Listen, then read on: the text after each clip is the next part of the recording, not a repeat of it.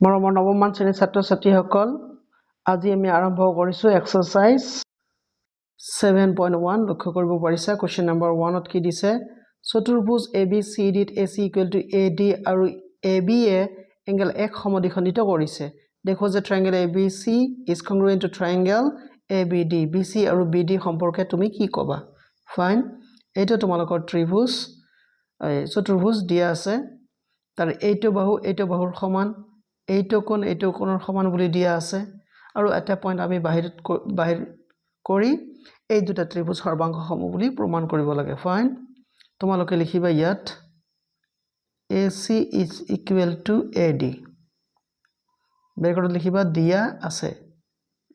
কিন্তু মই লিখা নাই তোমালোকে লিখিবা গল এইটো বাহু কিন্তু হৈ গল তাৰ পিছত তোমালোকৰ কি আছে angle BAC is equal to angle তাৰনে এইটো কোণৰ কথা কৈছো এইটো কোণ আৰু এইটো কোণ হয়নে BAD তোমালোকে লিখিলা এইটো তোমালোকৰ ব্ৰেকেটত লিখিবা দিয়া আছে ফাইন গল এইটো এতিয়া এটা বস্তু লক্ষ্য কৰিছা নহয় এই বাহুটো যে আছে এই বাহুটো দুটা ত্ৰিভুজতে আছে হয়নে সেই কাৰণে তোমালোকে লিখিবা আৰু AB is equal to AB হয়নে আৰু ব্ৰেকেটত লিখিবা তোমালোকে সাধাৰণ বাহু এইটো তোমালোকে লিখিলে হ'ল সাধাৰণ বাহু হোপলেছ ৰবা সাধাৰণ বাহু তোমালোকে লিখি লবা এইটো এতিয়া হল কি তোমালোকৰ ইফালে এইটো আমাৰ সাইড মানে বাহু এইটো হল তোমালোকৰ এংগেল আৰু এইটো হল তোমালোকৰ সাইড তেনেহলে সাইড এংগেল সাইড সত্যমতে ত্ৰিভুজ দুটা আমাৰ সৰ্বাংগ সম তেনেহলে তোমালোকে লিখিবা therefore triangle ABC is congruent to triangle ABD ব্ৰেকেটত লিখিবা SAS শৰ্ত মতে মানে আৰু যেহেতু তোমালোকৰ এই দুটা ত্ৰিভুজ এইটো ত্ৰিভুজ আৰু এইটো ত্ৰিভুজ সৰ্বাংগ সম অটোমেটিক্যালি এইটো বাহুৰ সমান হ'ব নহয় বাৰু সেই কাৰণে তোমালোকে লিখিবা which implies এটো নাম কি আছিল তোমালোকৰ BC is equal to BD ব্ৰেকেটত তোমালোকে লিখিব পাৰা CPCT corresponding part of the congruent triangle তাৰ মানে নাই গল এটো নেক্সট কোৱেশ্চনটো তোমালোকৰ এটো চাইছা ইয়া তোমালোকৰ ABCD এটা চতুৰ্ভুজ তোমালোকক দিয়া আছে আৰু এই যে এটো কোৱেশ্চন তোমালোকৰ ফাৰ্স্ট ABD তাৰনে বুজাইছো মই তোমালোকক ABD এটো ত্ৰিভুজ আৰু তোমালোকৰ এইটো ত্ৰিভুজ এই দুটা সৰ্বাংগ সম বুলি আমাক প্ৰমাণ কৰিব লাগে ফাৰ্স্ট তেনেহলে এই দুটা সৰ্বাংগ সম বুলি প্ৰমাণ কৰিবলৈ যাওতে তোমালোকে লক্ষ্য কৰিছা নহয় কি দিয়া আছে ফাৰ্স্ট অফ অল তোমালোকে লক্ষ্য কৰা এইটো বাহুৰ সমান বুলি দিয়া আছে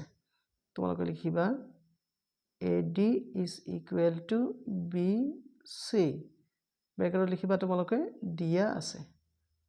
আছে তোমালোকে লিখিলা নেক্সট কন্ডিশন কি দিয়া আছে তোমালোকক এই কোণটো এইটো কোণৰ সমান তাৰনে angle ABC is equal to বুজাই দিছো দেই এইটো আৰু এইটো হল তোমালোকৰ ABC আৰু এইটো হল BAD এংগেল BAD এইটো কত তোমালোকে ব্ৰেকেট লিখিবা দিয়া আছে ফাইন এতিয়া দুটা পইণ্ট আমি পাই গলো মানে এটা পইণ্ট তোমালোকৰ সাইড এইটো হল তোমালোকৰ সাইড এইটো হল তোমালোকৰ এংগেল আৰু এটা বস্তু লক্ষ্য কৰিছানে তোমালোকে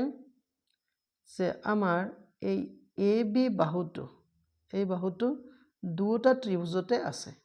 সেই কাৰণে তোমালোকে লিখিবা আৰু AB is equal to AB ব্ৰেকেটত লিখিবা তোমালোকে সাধাৰণ বাহু ডেমকো